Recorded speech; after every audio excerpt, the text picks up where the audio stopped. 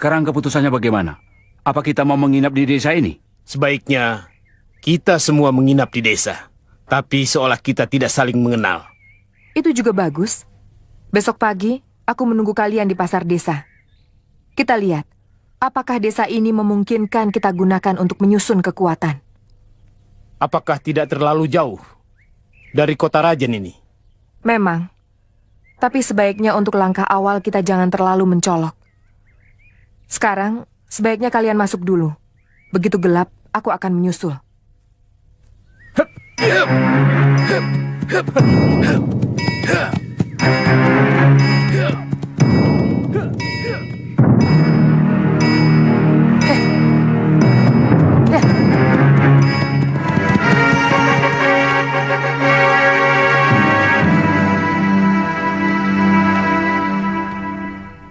Kakang Jana Jelung dan Sudra Palong lari, Guru. Juga tamu wanita itu. Sudah lama Sudra Palong ingin turun gunung. Tapi tidak pernah saya izinkan. Karena niatnya bukan untuk membela yang lemah, tapi mau bergabung dengan Tong Bajil. Kalian tahu apa yang dilakukan Tong Bajil selama ini? Terus terang masih samar, Guru. Tapi dari Kakang Sudra Palong, kami mendengar bahwa Kakang Tong Bajil pernah menjadi orang kepercayaan Prabu Jaya Katuang. Yang tampak memang seperti itu, karena selalu runtang-rantung. Dengan Pati Kebo Mundarang dan petinggi gelang-gelang. Tapi sebenarnya Tong Bajil dan gendaknya yang semalam kemari itu hanyalah orang sewaan untuk mengacau, meresahkan, dan menakut-nakuti rakyat. Mereka mendapatkan bayaran dan juga sandang papan yang melimpah ruah. Tapi tetap dia bukan siapa-siapa. Dia tetap manusia kerdil berjiwa rampok. Terbukti setelah gelang-gelang atau Kediri dikalahkan Majapahit. Maka kembali naluri rampok Tong Bajil diumbar. Dia dengan anak buahnya menjadi rampok yang sangat ditakuti di kawasan Gunung Lamongan. Sampai akhirnya ditumpas oleh Arya Kamandanu, senopati dari Majapahit.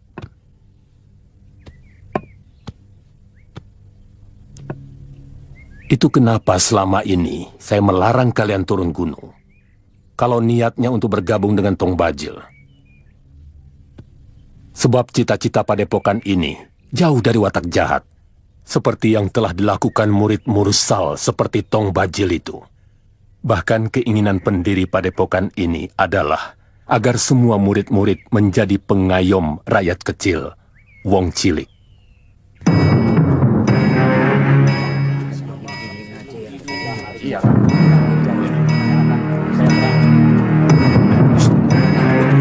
Jangan-jangan anak buah pendekar saya tangkap saja sudah. Jangan ngawur. Kita tidak bisa menangkap orang sembarangan. Tapi pendekar sayur berdarah itu sendirian. Iya, selalu sendirian orangnya, Kang. Tidak pernah datang berduaan. Kamu jangan ke sana ya. Tunggu. Diam. Kisanak mau kemana? Kami dari pendukuhan di Tengger, mau ke Majapahit, tapi kemalaman. Kami berniat menginap di sini. Jangan boleh kelurah. Jangan-jangan dia orangnya pendekar sayur berdarah. Berbahaya, Ki. Begini Kisanak, sudah 3 hari desa ini dan beberapa desa yang lain di sekitar ini sedang terjadi rajapati. Puluhan penduduk sudah banyak yang menjadi korban oleh keganasan pendekar bernama Syair Berdarah. Kami tidak mau untung-untungan hanya karena menerima Kisanak menginap di sini. Tapi kami tidak ada sangkut paut dengan pendekar yang Kisanak sebutkan. Kami dari Tengger. Maaf Kisanak, kami tidak untung-untungan. Lalu di mana kami bisa menginap? Agak sulit Kisanak. Saya yakin di desa tetangga pun Kisanak akan mendapat kesulitan. Kami terpaksa berbuat seperti ini. Padahal sebelumnya desa Hanyiru ini selalu ramah kepada pendatang. Saya harap Kisanak bisa memahami apa yang sedang menimpa kami. Berapa lama desa berikutnya bisa kami tempuh? Sepertinya percuma, Kisanak. Seluruh desa di sekitar Gunung Kawi ini, untuk sementara, tidak akan menerima orang asing menginap. Terima kasih, Ki. Ayo, Jelung. Ayo.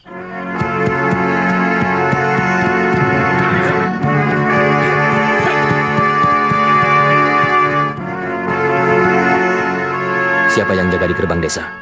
Sudah berangkat ke lurah. Ada 7 orang. Kenapa kedua orang itu bisa masuk ke sini? Mungkin mereka lewat sawah. Biasanya kalau mau ke gerbang desa, kami memang selalu memeriksa sekitar pinggir desa.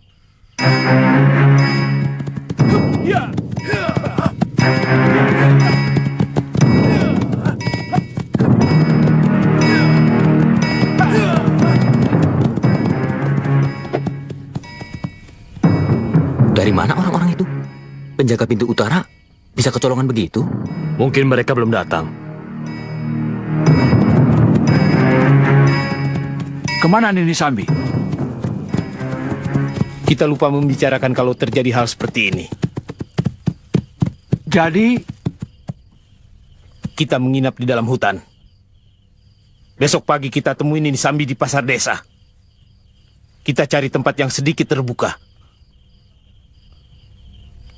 Rembulan timbul tenggelam tiap malam. Tapi mataku nyalang sepanjang zaman. Karena sekejap lelap adalah datangnya mimpi busuk yang mendera jiwaku.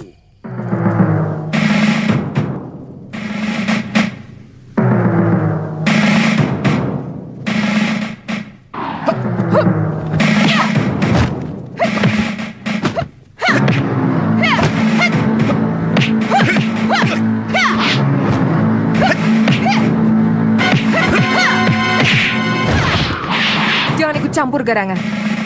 Aku ingin melumatkan orang ini dengan tanganku sendiri. Jumawa.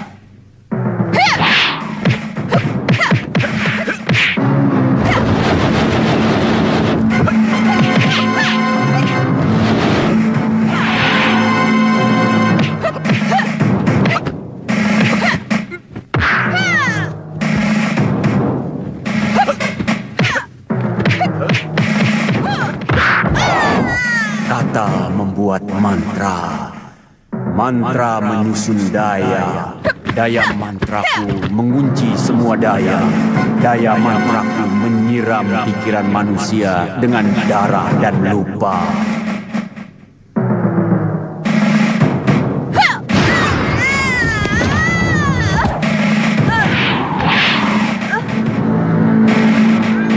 Pendekar gendeng itu lagi.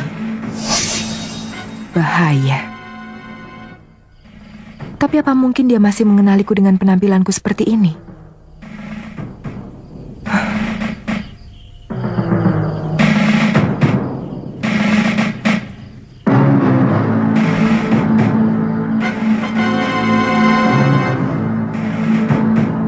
Kalau aku mampu mempengaruhi pendekar itu,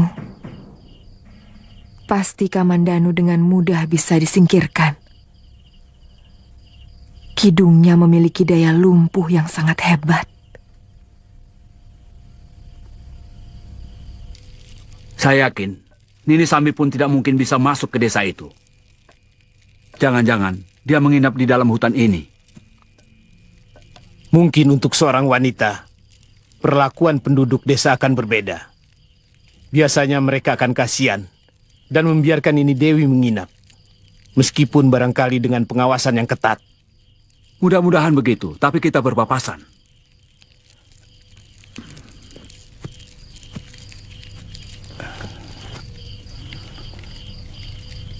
Sebenarnya saya ingin segera bisa melihat kota Raja Majapahit.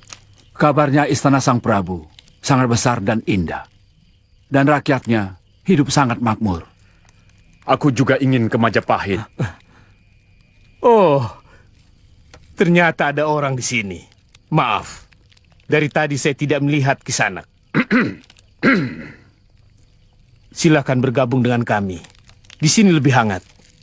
Kisanak pasti bukan penduduk desa itu. Makanya tidak diperbolehkan masuk. Aku bisa kalau aku mau. Tetapi malam ini aku sedang malas diganggu. Kalian pendekar.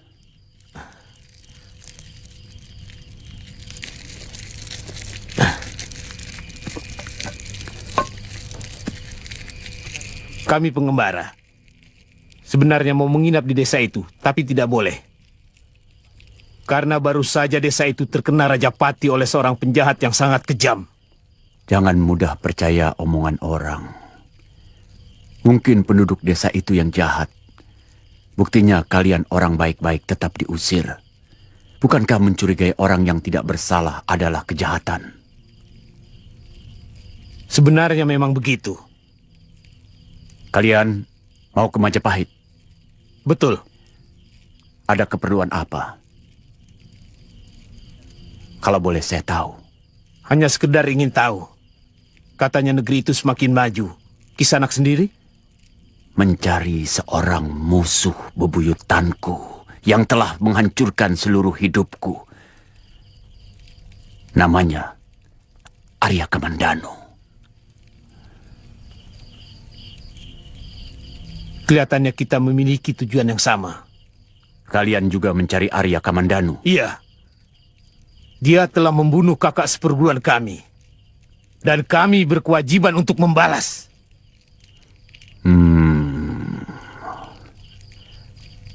Kalian telah berbohong kepadaku. Ternyata kalian bukan sekedar pengembara. Aku tidak suka ditipu. Sepanjang pengembaraanku sudah puluhan orang yang kubunuh karena berani membohongiku. Kalian harus melawanku. Kalau kami menolak? Tidak ada yang mampu menolak kata-kataku. Siapa kamu sebenarnya? Aku anak kegelapan. Pendekar sayur berdarah. Lahir Dia Rajapati itu. Hati-hati, dari Jelung. dendam. Dia bukan dan orang sembarangan. kemarahan yang mendekam dalam rahim kenistaan berlaksa warsa.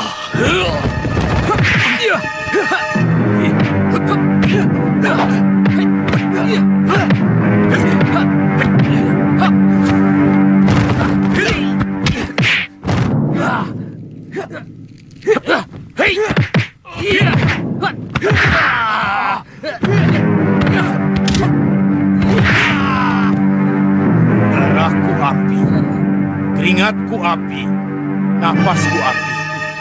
Semua keringatku api. Api gunung, api langit, api bumi, segara geni. Ya!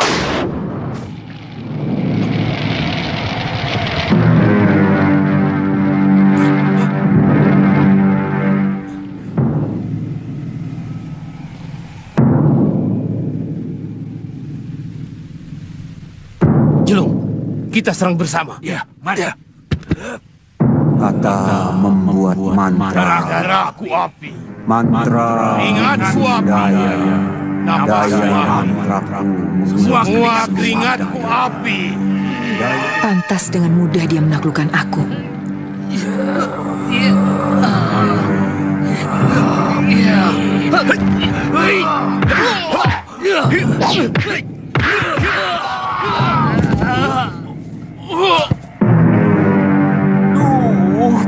Pukul. Tidak bosan-bosannya kau menyiksaku, Dewa. Setiap mataku terbuka, kau siramkan api neraka dalam kehidupan yang masih fana. Inikah siksa dunia yang kau timpakan kepadaku?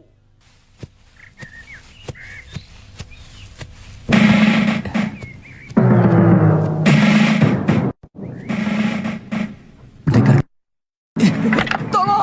Tolong! Pendekar saya berdarah! Waknya, emangnya salah, Pak?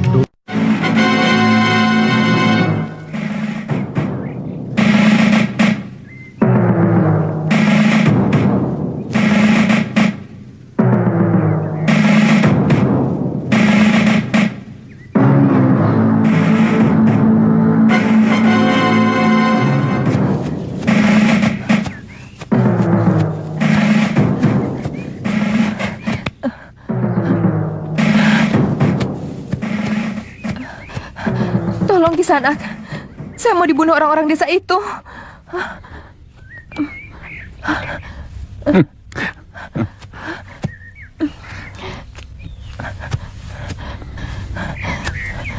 Saya disangka pendekar syair berdarah, Kisanak.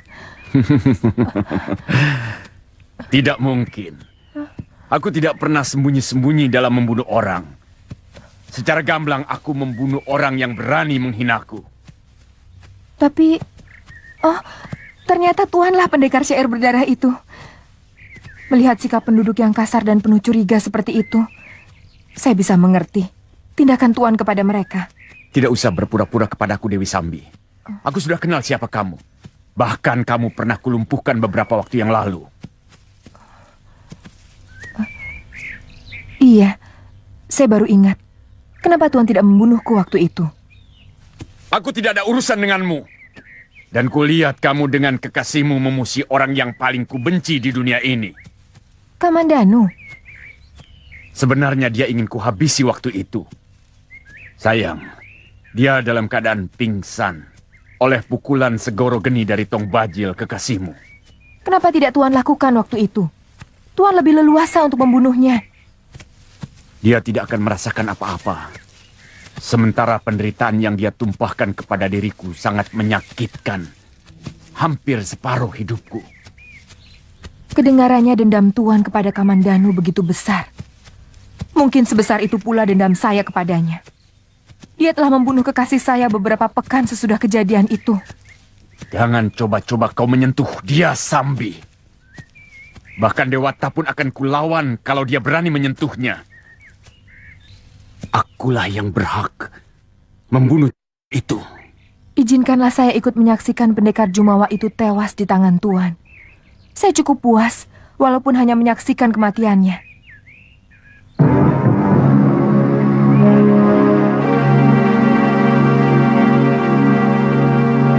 Tuan mau kemana? Bukan urusanmu.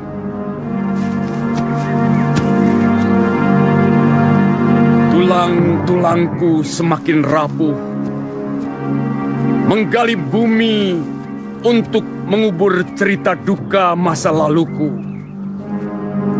Tahun demi tahun, luka hati semakin membusuk menyuburkan dendamku, menggumpal amarahku.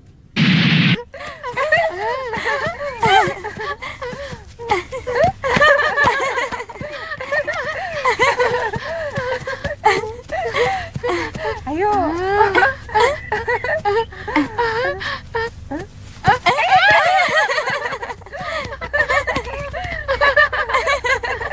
Tanca, itu yang perempuan sama anak laki-laki itu putra-putri Gusti Prabu. Yang putri cantik ya? Saya takut ketahuan, Panji. Ah, tidak apa-apa. Aku sering mengintip di sini. Hei! Lagi-lagi kamu malah bawa teman. Penjaga, tangkap anak itu.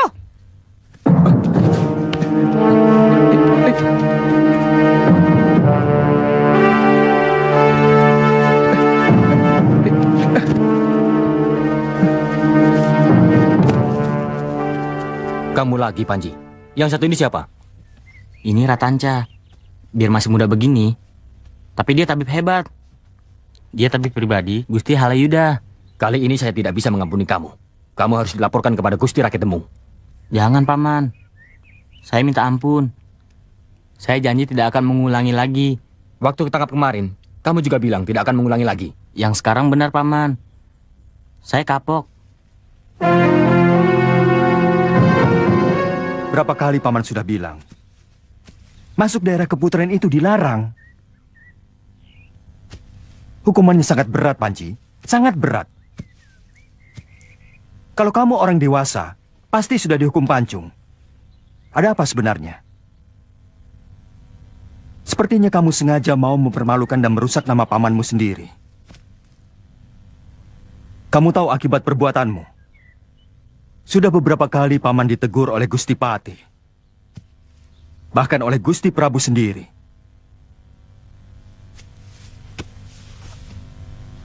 Kamu membenci paman. Katakan terus terang. Ada apa? Maafkan Panji, Paman. Sebenarnya, Panji hanya ingin melihat putra-putri Gusti Prabu. Pakaiannya bagus-bagus. Kenapa? Kamu ingin mempunyai pakaian seperti mereka? Semua kawan Panji pakaiannya bagus-bagus. Putri Gusti Rangga, Putra Empu Wahana. Kenapa Paman tidak mampu membelikan Panji seperti mereka? Padahal jabatan Paman juga tinggi. Panji, pamanmu tidak suka kalau kamu mempunyai pikiran seperti itu. Itu namanya dengki. Iri hati. Apa tidak boleh Panji mempunyai keinginan? Panji, orang yang baik hanya menginginkan sesuatu yang sesuai dengan kemampuannya. Kamu pasti masih ingat cerita katak yang ingin menjadi lembu? Dia menggelembungkan badannya terus dan terus, hingga akhirnya tubuhnya pecah. Karena suratan seekor katak sudah ditentukan dewata, besar badannya tidak lebih dari genggaman orang. Maafkan Panji, Paman. Panji, Paman selalu memikirkan kamu. Kalau Paman mendapat rezeki yang baik, pasti kamu Paman belikan pakaian dan kuda yang bagus. Supaya kamu tidak malu bergaul dengan kawan-kawanmu. Harum tanahmu tersiram gerimis, semerbak sampai di sisi Kurawan, di mana seluruh kenangan kusimpan di ujung-ujung bunga rumput dan ilalang.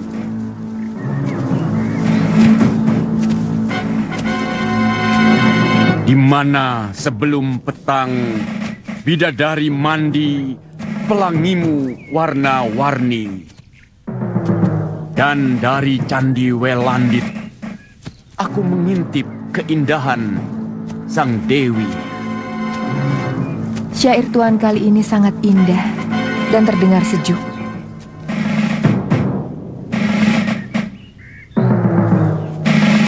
Tabir pelangi di langit Kurawan, laksana selendang bidadari kayangan, membuat semua pengelana rindu pulang.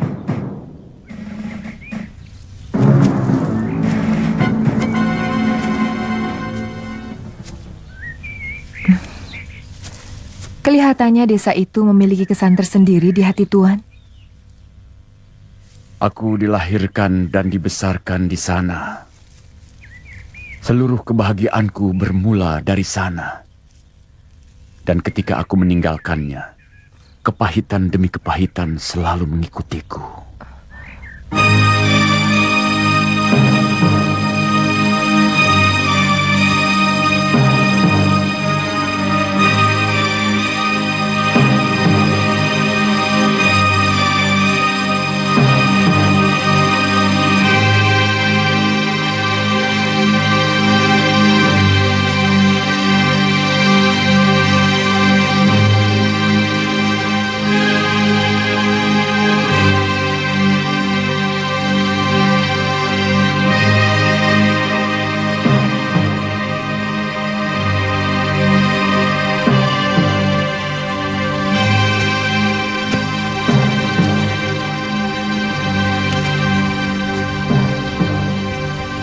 Rumah ini lambang kebahagiaanku.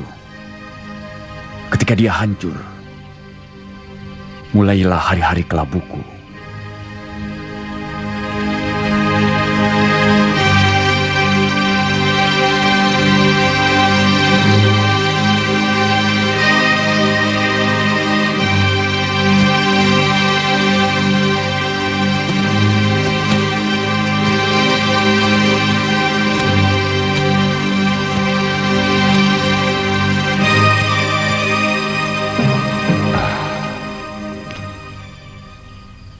Kamu yakin yang kamu saksikan? Benar, Ki Buyut. Sejak matahari tenggelam, dia hanya berdiri di reruntuhan rumah Empu Hanggareksa. Saya curiga dia akan mengacau di tengah malam. Tapi apa maksud pendekar sair berdarah itu di tempat reruntuhan rumah Empu Hanggareksa? Jangan-jangan ada kaitannya dengan empu yang tersohor itu. Atau mungkin kamu salah lihat? Tidak, Ki. Lebih baik kita siap-siap, Ki Lurah. Jangan sampai kejadian seperti di Desa Hanyiru, Hambal, dan Desa Waru menimpa Kurawan. Jagabaya, siapkan seluruh pemuda. Kita kepung Rajapati itu. Baik, Ki Lurah.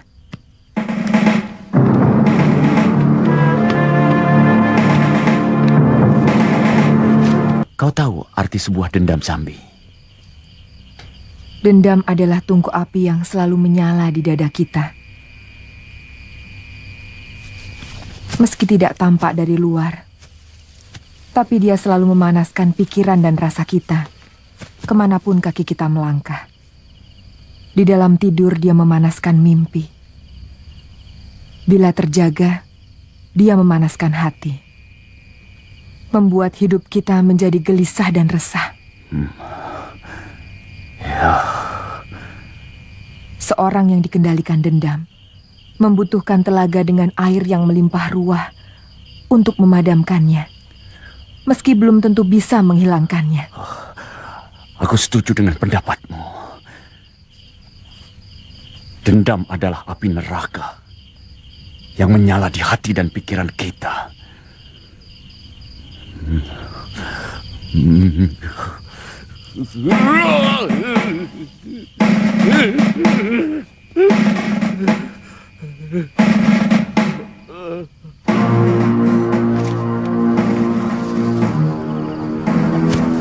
Kurawan yang jadi saksi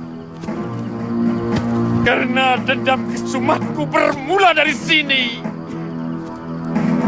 Panas api-apinya memanggang kalpuku, terbakar habis. Seluruh dadaku penuh bara yang menyala. Tidak akan padam meski disiram dengan seluruh air telaga. Hanya genangan darah yang mampu meredam, meski tidak akan membuat padam. Mahayapada, akan kulumuri wajahmu dengan kematian dalam nafasku, kematian di setiap langkahku. Hei Sarkam, jangan lari, pengecut! Itu orangnya, Ki Buyut. Suruh anak buahmu pulang, Buyut Tepus Rana. Kisanak mengenalku. Rupanya kau yang menjadi lurah desa sekarang. Aku mengenal Kurawan sampai ke batas-batas desanya. Karena itu tidak usah memancing kemarahanku. Cepat, suruh anak buahmu pulang. Apa tujuanmu kemari? Aku tidak mau rakyatku kau jadikan korban nafsu membunuhmu. Aku tidak pernah menyakiti seekor semut pun, kecuali kalau dia berani menggigit kulitku. Aku tidak mau menyiram desaku sendiri dengan darah penduduknya. Karena itu, singkirkan mereka dari hadapanku. Dia mengaku sebagai penduduk di sini. Jangan percaya, mana ada penduduk seperti itu. Jangan-jangan titisan dari penduduk Kurawan yang mati penasaran. Tidak ada titisan-titisan. Dia pasti Rajapati yang menyebarkan kematian di Desa Hanyiru dan Desa Hambal. Kita serang saja.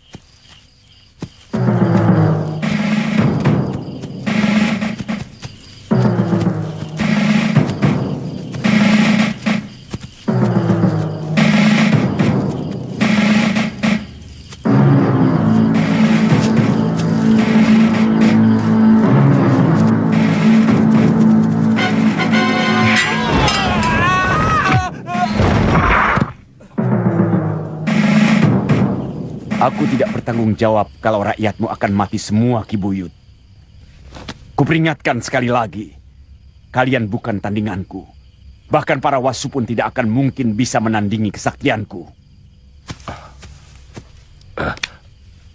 Kelihatannya dia tidak main-main Jagabaya. Suruh anak-anak kembali ke balai desa. Baik, Ki. Dan lagi dia belum pernah mengganggu desa kita. Ayo, kita balik ke balai desa. Berkacalah pada air telaga. Dia lebih jujur dari hati kita. Jangan coba menggapai bintang kalau tubuh setinggi pinggang. Jangan merasa harimau kalau bayang-bayang hanya kambing hutan. Air telaga tidak pernah dusta. Nafsu angkara membuat ukuran terlupa. Dia telah melecehkan kita. Dia bicara apa adanya. Kita memang sekawanan domba yang merasa menjadi kawanan serigala. Lihat dia, sama sekali belum mengeluarkan ilmunya. Tapi tubuh kalian sudah terpental. Tapi bagaimana kalau dia ternyata menjadi Raja Pati bagi kita? Kalau dia mau, saya yakin di sini sudah banjir darah. Yang aneh, dia merasa sangat mengenal dengan desa Kurawan ini. Dari caranya bicara, saya memang seperti pernah kenal dengan orang aneh itu. Iya, dulu kalau tidak salah Putra Empu Hanggareksa ada yang suka membaca syair. Jangan-jangan dia. Buktinya dia ada di puing-puing rumah Empu Hanggareksa. Maksudmu, Arya Dwi Pangga? Tapi saya dengar dia telah tewas terperosok ke dalam jurang Kalong waktu bertarung dengan adiknya sendiri. Jangan-jangan yang tadi itu hantunya, Ki. Lebih baik suruh anak-anak kembali ke balai desa. Bahaya kalau kita cari perkara dengan dia. Iya, Ki.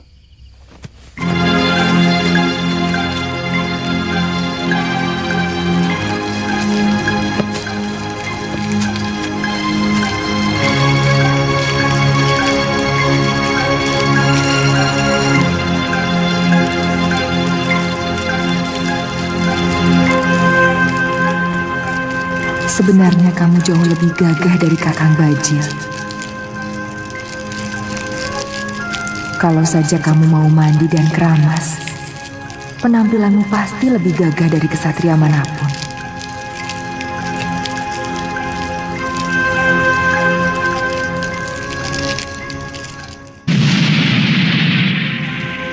Tidak usah mengatur aku.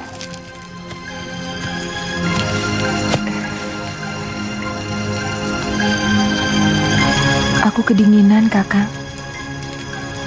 Jangan ganggu aku, Sambi. Aku dengan wanita. Karena penderitaanku diawali oleh wanita.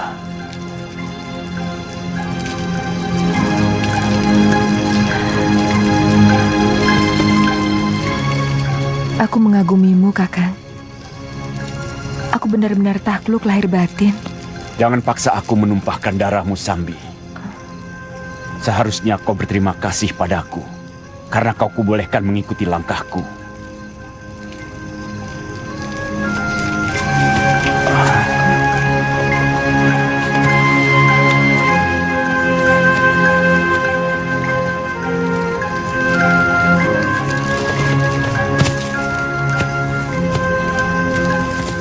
Aku semakin kelakuanmu seperti...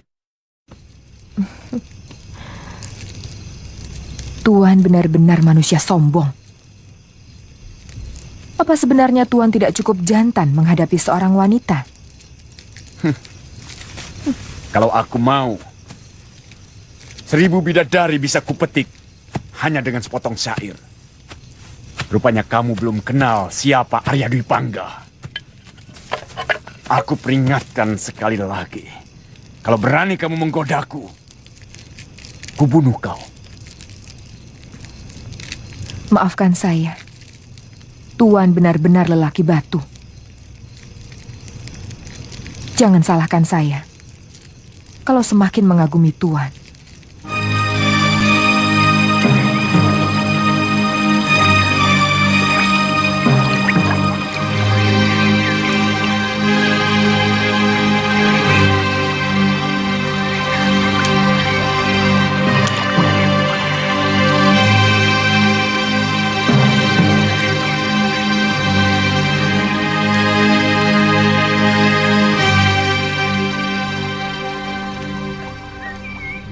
Kita harus segera mencari kuda, supaya waktu kita tidak terbuang sia-sia. Dekat tempat sini ada sebuah desa. Aku peringatkan sekali lagi, kamu tidak usah mengatur aku. Kalau kamu masih mau mengikuti aku, ikuti saja apa yang kulakukan.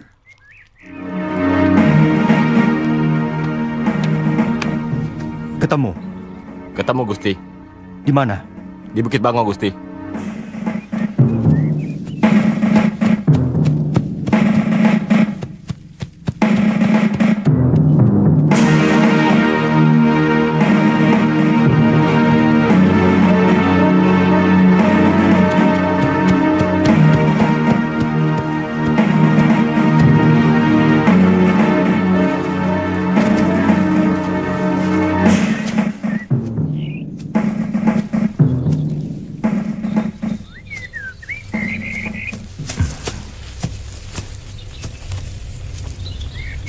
Panji.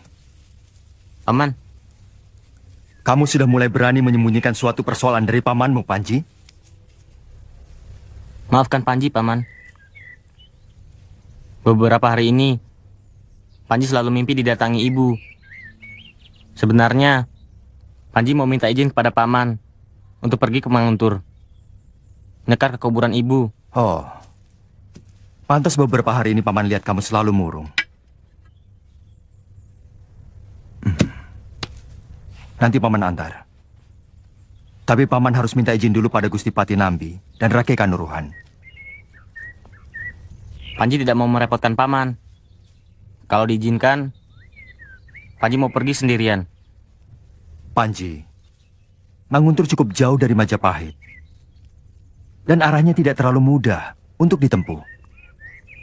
Apa Panji masih belum cukup dewasa untuk berarti melihat dunia, Paman? Sebenarnya Panji malu, masih saja diperlakukan seperti anak kecil.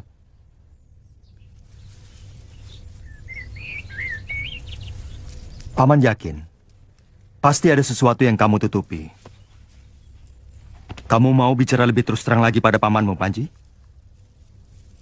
Paman tidak marah kalau Panji mengatakan yang sebenarnya. Apa selama ini Paman pernah melarang kamu untuk bicara terus terang? Kamu sendiri yang akhir-akhir ini sering tidak mau berterus terang pada Paman. Terus terang, Panji merasakan sekarang Paman lebih memperhatikan Bibi Sakauni daripada Panji.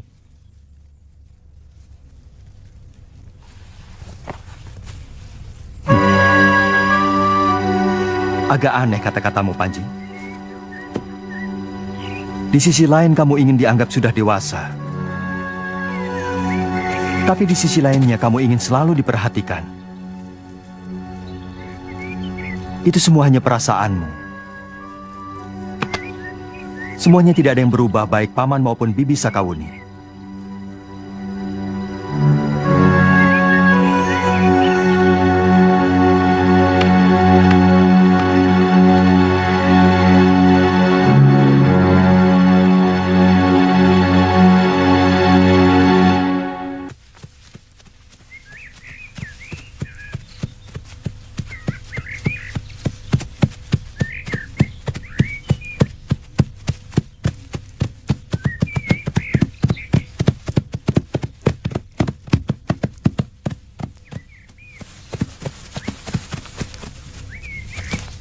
Ada dua orang yang mencurigakan.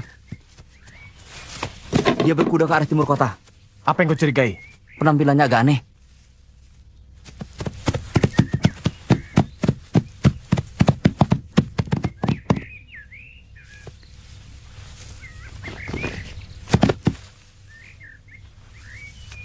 Kita cari orang untuk menyampaikan suratku pada Kamandanu. Kalau dia benar-benar kesatria, dia akan menerima tantanganku. Kita perlu menanyakan rumahnya pada seseorang. Itu orangnya.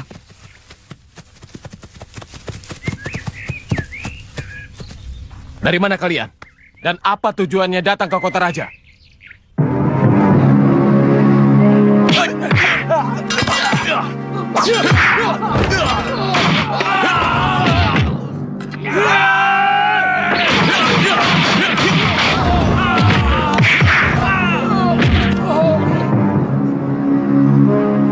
Berikan surat ini pada Kamandanu. Baik, Tuan. Kita lihat. Apa Kamandanu berani menjawab tantanganku?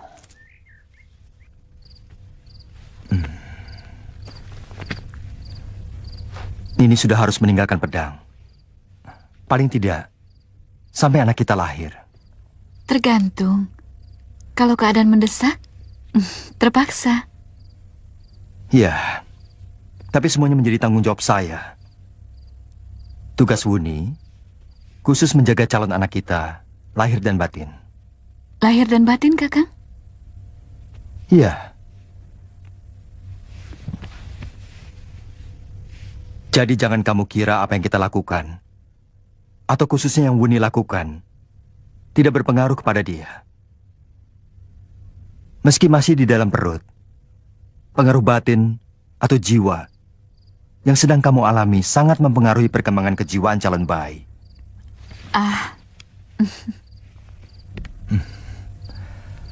Saya pernah menerima nasihat dari seorang ajar bahwa getaran jiwa seorang calon ibu yang sedang mengandung sangat mempengaruhi calon anaknya. Kalau sang ibu pemurung, anaknya nanti akan menjadi pemurung. Kalau sering marah-marah, maka anaknya nanti pun akan menjadi manusia pemarah.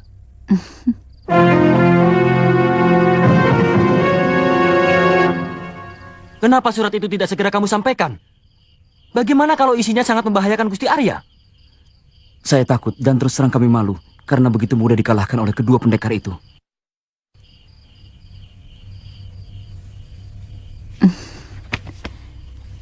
Akhir-akhir ini, saya ingin selalu dengan Kakang. Terkadang, kalau Kakang sedang sibuk di Kedaton, rasanya ingin sekali menyusul. Hawa orang sedang mengandung, seperti itu. Tapi jangan diikuti. Kita harus tetap biasa-biasa saja. Kelihatannya Kakang akan semakin sibuk. Banyak laporan dari daerah bahwa ada Rajapati yang membuat petaka kematian dan sangat meresahkan penduduk. Tugas itu tidak harus untuk Kakang. Banyak pendekar dan senopati yang mumpuni di Majapahit ini. Saya tidak bisa menolak sebuah tugas. Bagaimana kalau kita tangani bersama seperti dulu? Siapa? Maaf, Gusti Arya. Ada surat untuk Gusti.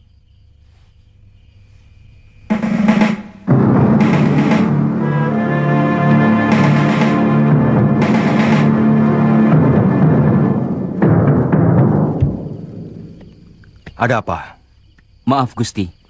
Siang tadi kami mencurigai 2 orang pendekar, tapi kami dikalahkan mereka. Dan salah seorang dari mereka menyuruh hamba membawa surat ini untuk Gusti.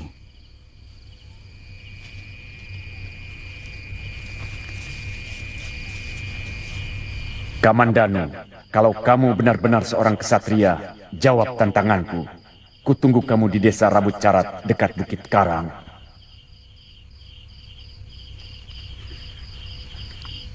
Kamu ingat orangnya seperti apa? Yang lelaki seperti orang, pakaiannya kucel dan bau. Rambutnya gimbal, sementara yang wanita seperti orang desa biasa.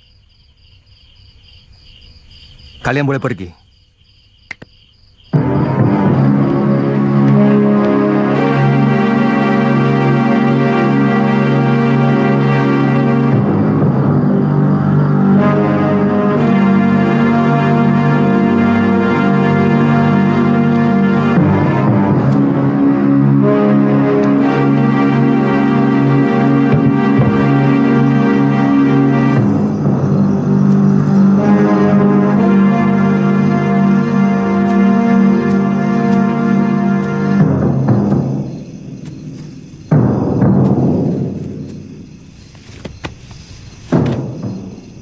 Saya sangsi. Apakah Kamandanu mau menanggapi tantangan Tuan? Kita tunggu sampai dia datang. Kalau dia benar-benar seorang kesatria, dia pasti datang. Kecuali kalau dia ternyata seorang pengecut. Bukan masalah kesatria atau pengecut. Tapi apakah Kamandanu itu mau menanggapi tantangan Tuan? Atau hanya dianggap angin lalu saja? Kamandanu itu bukan pendekar cepengan, Tuan. Dia memiliki pedang pusaka yang luar biasa hebat. Dan juga memiliki ajian seipi angin yang juga luar biasa. Belum lagi jurus-jurus yang lain yang benar-benar luar biasa. Seperti gerak naga bumi yang begitu kuat dan lincah. Kalau dia ternyata seorang pengecut, aku akan kembali ke Majapahit. Dan akan aku obrak-abrik negeri itu. Sampai Kamandanu muncul dari persembunyiannya. Itu sangat berbahaya, Tuan. Majapahit gudangnya orang sakti. Aku tidak pernah minta pendapatmu, Sambi.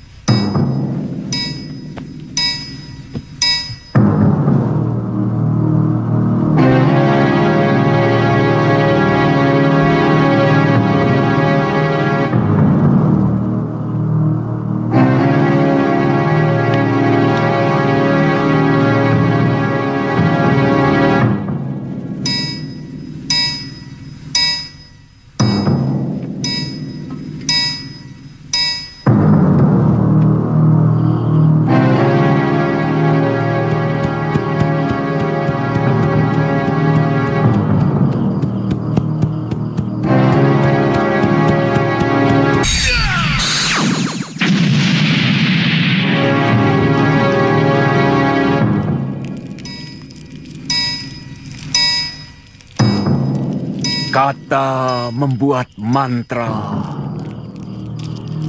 Mantra menyusun daya. Daya mantraku memanggil semua. Bawa musuh abadiku datang bersama Ambun. Akan kulumuri tubuhnya dengan yang kutoreh. Dengan sepasang pedangku. Kematian adalah kidung indah dalam hidupku. Kematian tercium di ujung pedangku. Kubeberkan dosa pada setiap tetes darahmu. Sembari kusiramkan api neraka ke sekujur tubuhmu.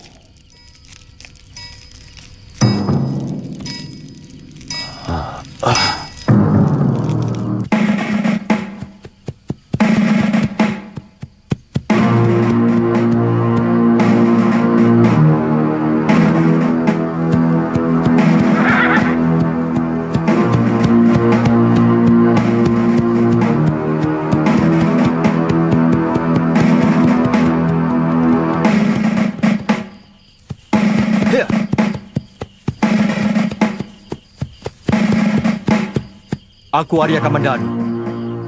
Kalian yang menantangku. Ternyata kamu memang punya cukup nyali. Sambi, ternyata kamu di belakang semua ini. Matamu tajam, Kamandanu. Menyesal aku mengampuni kamu waktu itu. Sekarang siapa yang menjadi pelindungmu? Aku yang menantangmu. Aku yang menggumpalkan dendam menggunung dalam dadaku.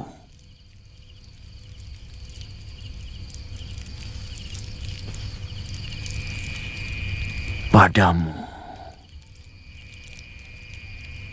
Apa kesalahanku sampai Kisanak menaruh dendam? Siapa sebenarnya Kisanak?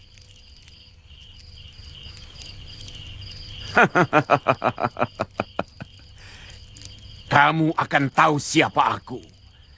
Ketika nyawamu sudah hampir lepas dari tubuhmu. Cepat, cabut pedangmu.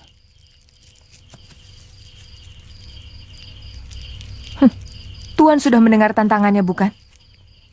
Atau Tuan kaget karena masih ada yang berani menantang Tuan? Ujar-ujar lama masih tetap berlaku, bahwa di atas langit masih ada langit.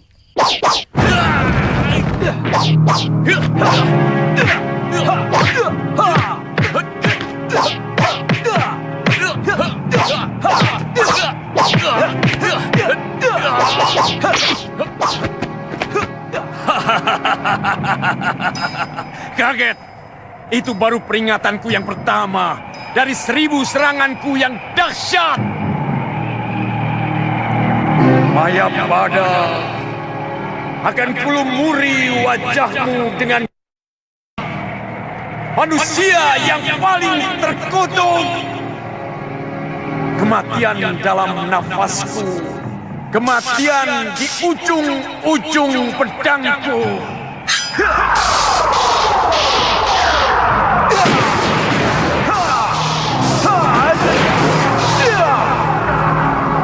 Kata membuat mantra. Mantra menyusun daya. Daya mantraku mengunci semua daya. Daya mantraku menyiram pikiran manusia.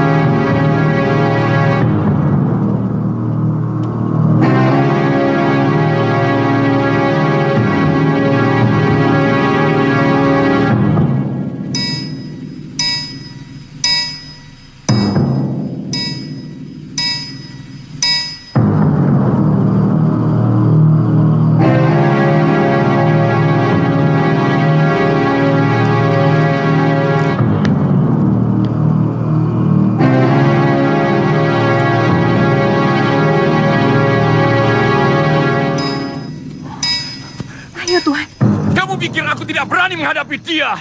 Kenapa kamu seret aku ketika mempersiapkan jurus pamungkasku? Sangat berbahaya, Tuan. Pedang naga puspa itu luar biasa ganasnya. Saya kenal sekali watak pedang setan itu karena suami saya pernah merebutnya dari Kamandanu. Bahkan akhirnya suami saya terbunuh olehnya. Jangan samakan aku dengan suamimu. Sudah lama aku menunggu kesempatan seperti tadi. Sudah lama dendamku berlumut untuk bisa membinasakan Kamandanu. Sabar, Tuan. Masih banyak kesempatan untuk menghabisi Kamandanu. Kita harus merancang sebuah siasat yang lebih tepat. Siapa yang memintamu memberikan nasihat kepadaku? Apa hakmu? Kamu sudah mengacaukan rencanaku. Maafkan saya. Tapi sungguh, saya pun memiliki dendam yang sama. Jadi Tuan tidak usah mencurigai saya. Saya akan berusaha keras untuk mencari siasat, untuk menjebak Kamandanu ke dalam kekuasaan Tuan untuk menghabisinya.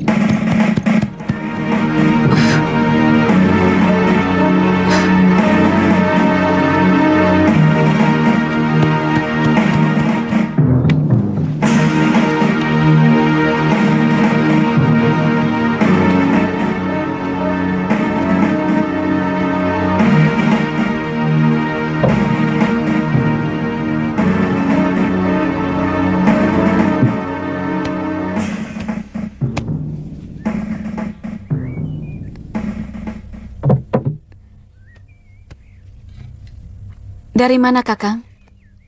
Oh, sudah bangun, Buni?